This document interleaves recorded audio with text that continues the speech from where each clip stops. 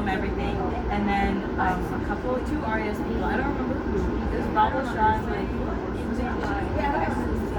Oh, okay. There's two RAS people. They go and they get it from like where it was hooked up, and they are talking mad shit about UTV. They're like, so the camera heard it, okay, and then they realized that it was recording. So then they take the drive out and they see everything, and they do it. Wait, I'm big 20s because I feel like it's like mostly big, but they would be but I don't know who it was.